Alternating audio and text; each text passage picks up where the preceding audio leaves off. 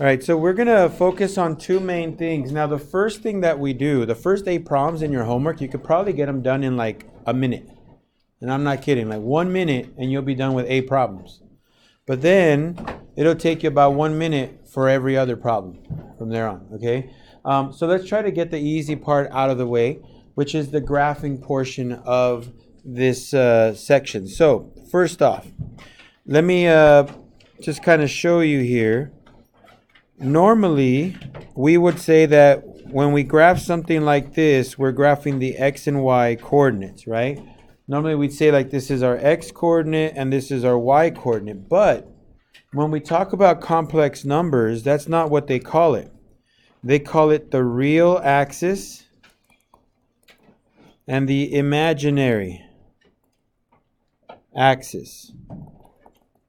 Okay, now the good news is when we graph these complex numbers, it's not that much different than what we're already used to. That's why I'm saying it's really easy to do the first 8 problems, because it's not that much of a difference. Now, I want you guys to remember that yesterday we talked about how a complex number looks like this, right? Usually an a value, it could be positive or negative, but then you either add or subtract a b value I, right? A plus or minus bi. Now, if they were to give you a number like this in this format and they tell you to graph it, all you have to do is translate that number into a point, which is actually pretty easy. A comma b. It's like x comma y. Same idea. So if someone on a homework assignment or on a test were to tell you like, hey, graph the following point for me, 2 plus 3i, then all you have to do is go to the point 2 comma 3 on a graph. And that's it. It's not much different from what stuff you've done before. If they were to give you, let's say, a negative 6 plus 10i, and they say graph that point, then just rewrite it as negative 6 comma 10. Okay? So pretty easy, right? The way you translate it. And like I said, from there you just go to a graph, and you know, like 2 comma 3, you would just go 2, 3 right there. There's that point, 2 comma 3. So I just graphed 2 plus 3i. It's not that hard, okay? But translating it might be a little tricky if you're not too sure about it, but usually people don't have too much of a problem with that. Now, there are 2 other ways where you might see a complex number written. One of them might be just something like this. They just give you a bi, so like a plus or minus bi. Now, if you see that, that means that there's no a there, right? And since there's no a, that means it must be a 0 and then comma b. Okay, so if the a is missing, it's because it's a 0. If the b is missing, then it's because the b must have been a 0, but we'll get to that right now. So just to show you a real quick point on this, you might see like a negative 3i. So a negative 3i is the same as 0 comma negative 3. All right, so if you see a negative 3i and they say graph it, then you have to graph 0 comma negative 3. Now, like I said, if you just see a normal number, let's say it just looks like this, like a, but there's no bi next to it, but they tell you it's a complex number, okay?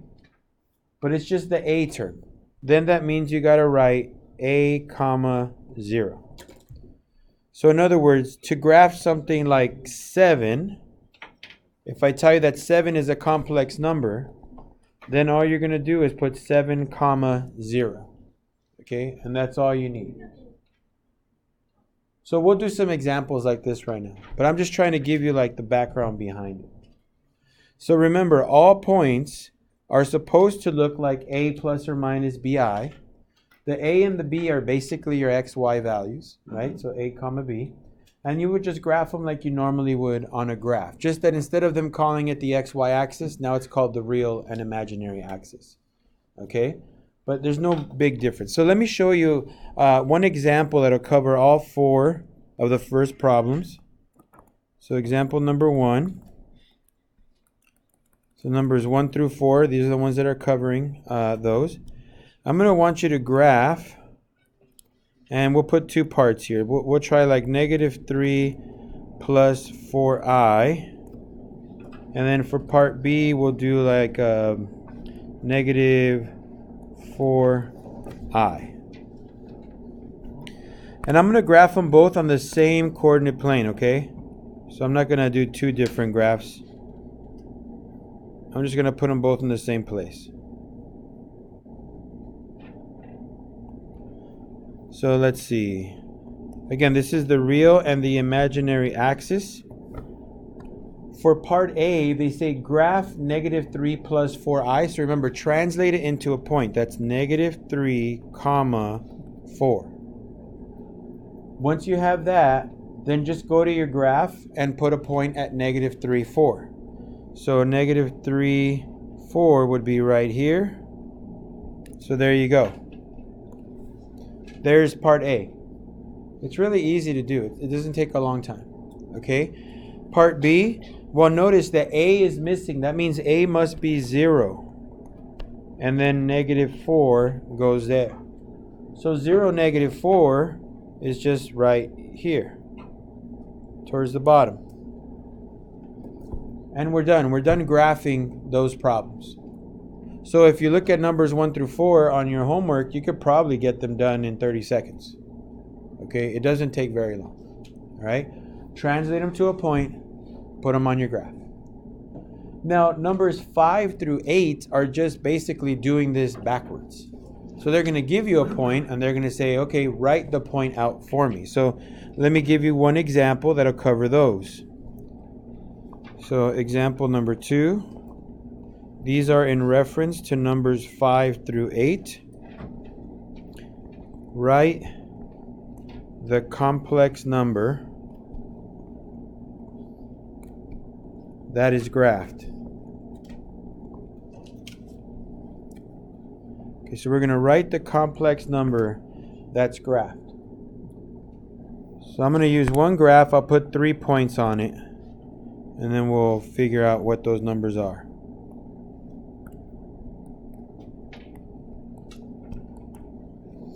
Alright, so I'll put a point here. We'll put one over here.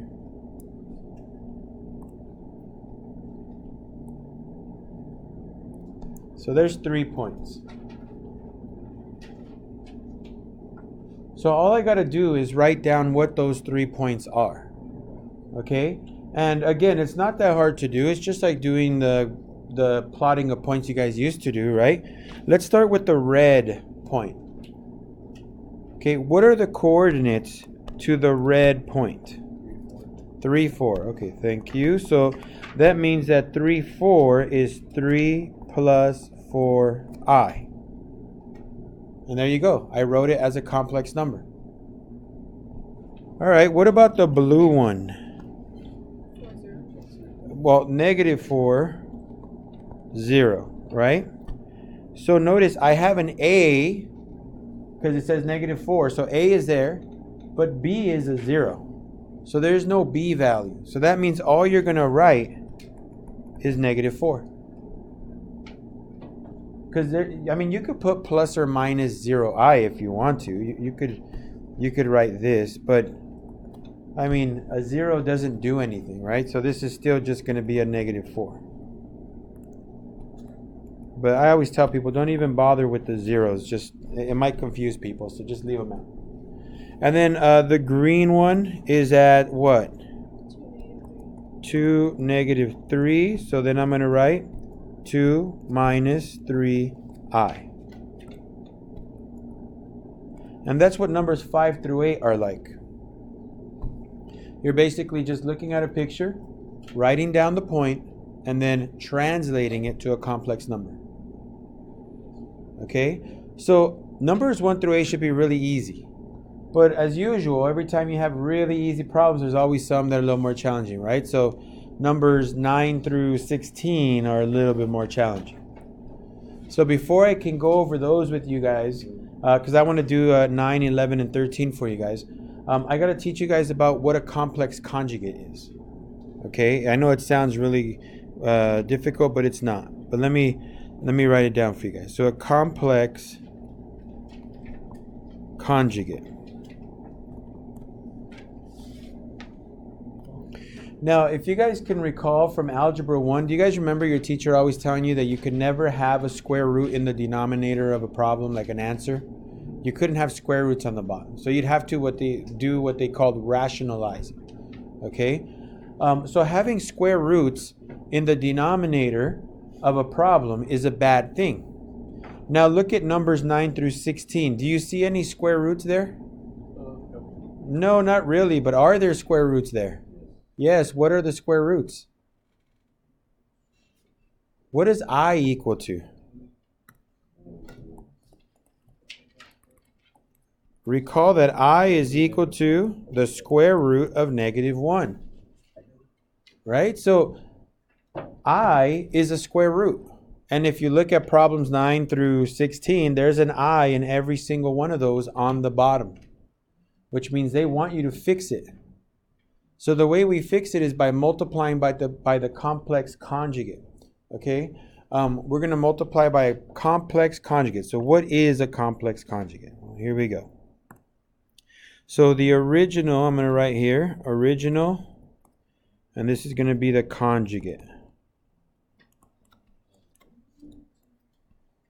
All right, so from the original to the conjugate. So if you have a number that looks like this, a plus bi, then the conjugate will be a minus bi. Okay, if you have an a minus bi looking number, then your conjugate is a plus bi. Notice the only thing that's switching is the sign in the middle, right? If you have a number that looks like this, a positive bi, then your conjugate is a negative bi. And if you have a number that's a negative bi, then your complex conjugate is a positive bi. And that's it. There's only 4 of them. There's none for a because a is not an imaginary number, so you don't need a conjugate for it. Okay? A is just a real number. But when you have the ones with the imaginary digit on it, then you need to multiply by the conjugate. So I know it sounds like it's going to be kind of difficult to do, but let's try this out. Like I said, we're going to do number 9, 11, and 13. Okay, hopefully we can get through all of them. So number 9. Number 9 is -6 over 9i, negative 9i. I recommend you always simplify as soon as you can. That way you can make things easier. So -6 over -9i. The -6 over -9 can become a positive 2/3. So I'm going to write 2 over 3i. Okay? So I reduced it. But notice I still have an I on the bottom. I'm not supposed to have that. So I'm going to multiply by its conjugate. That's a positive 3i. So what's the conjugate of a positive 3i? Well, not a plus. It would have to be a minus. You got to switch that sign, right? Minus 3i. I'm going to multiply both top and bottom by a minus 3i. Now check this out.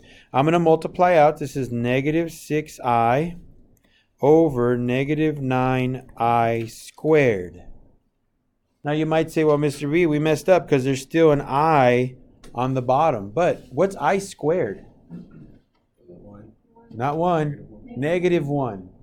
So if I plug this in properly, -6i over -9 times -1, now there's no i's on the bottom. Now let's just simplify. We get -6i over 9, and if I reduce, I get -2i over 3. Notice, yes, there is still an imaginary number, but not in the denominator. Okay, so that's what they want us to do, is to make sure it's not in the denominator. It's okay for it to be in the numerator, just like square roots come in the numerator, no big deal. Okay, but they don't want them in the denominator. So remember, we multiply by the conjugate of the denominator to get rid of stuff. Okay? So that was number 9. Let's try number 11. So number 11 is a -9 plus 7i over 9i. So again, there's an I in the denominator. How do I get rid of it? What do I multiply by? I mean, I'll give you the answer by the complex conjugate, but what is the complex conjugate for 9i? Negative 9i, okay? So negative 9i. So let's work through this one. Now notice you're going to have to distribute this one here, okay? So be careful with that. Just be aware of it. So negative 9 times negative 9i, that's an 81i. And negative 9 times 7i is negative 63i squared. On the bottom, 9 times negative 9 is negative 81, and then I times I is I squared. Now, whenever you see I squared, that's good because that means it's a negative 1. It's going to flip the sign, right? This negative 81i squared is really a positive 81 because the I squared is a negative 1. But let me show that to you guys here. That way I can show you the steps. So I'm showing you the top step here where the I squared becomes a negative 1. And then on the bottom, negative 81 times negative 1. There's the transformation of the I squareds. Now let's go ahead and simplify this a little bit more. This is 81i plus 63. And on the bottom, 81. Now I need 2 more steps to finish, but they're all simplification and reorganizing. If you can remember, I told you guys, I'll come back up here really quick. These numbers are supposed to look like this, okay? Where the imaginary part is in the back and the real part is in the front. If you look at my answer, yeah, the imaginary is in the front and the real part's in the back. So first off, let me just switch it. Okay, I'm just going to switch it over. So that doesn't require much effort. Just 63 plus 81i over 81. Now here's the last step. Is there a number that can divide all 3 of those numbers there? A 9, right? So let's get 63 divided by 9, that's 7. 81 divided by 9, that's 9. That's an I there. And 81 divided by 9 is 9. And here is your answer for this problem. Again, notice there is an I there, but not on the bottom.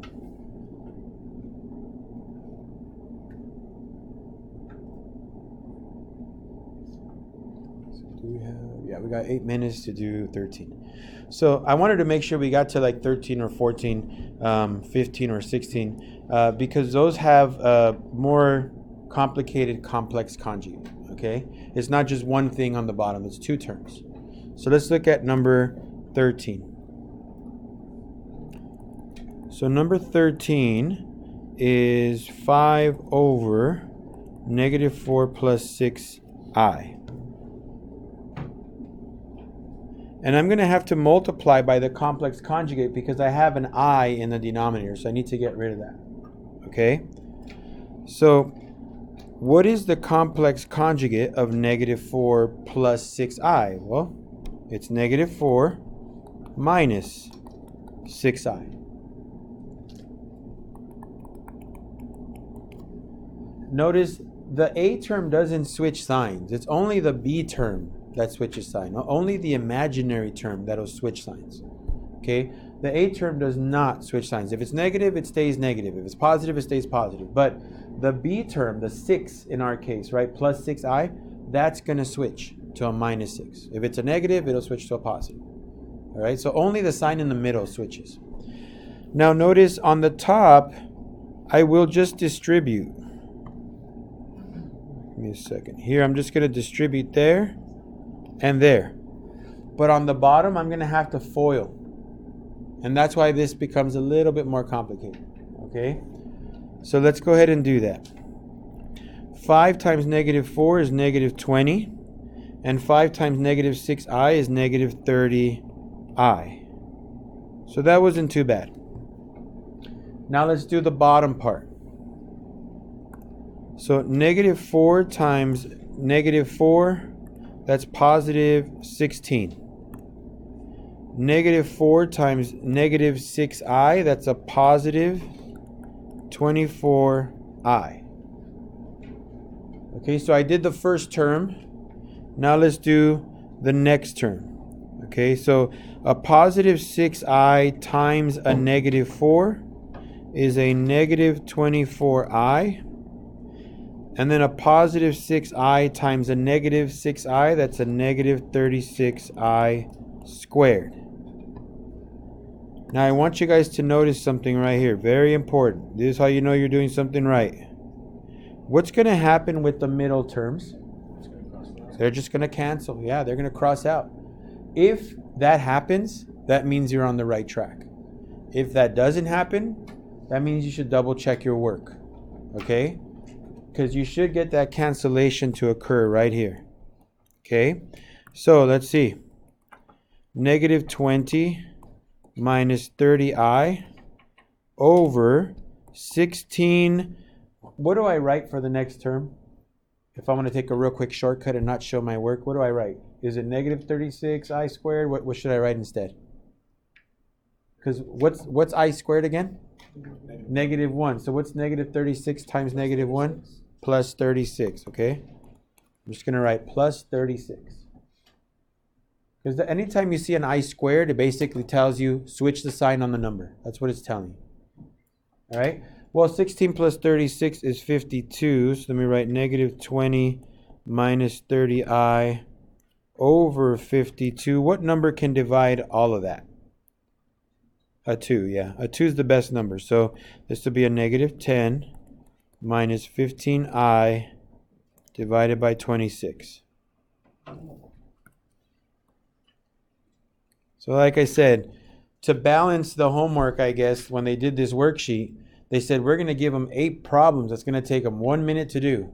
And then we're going to give them another 8 problems that's going to take them about 8 minutes to do. Right? Maybe a little bit longer. But they kind of gave you some really easy ones, and then they said, okay, here's some more complicated ones. So anyway, that's your homework for you guys. And hopefully if you guys have any problems, just ask me. If not, well, good. That means you got it. But if not, just ask tomorrow, and I'll try to help you guys out in class.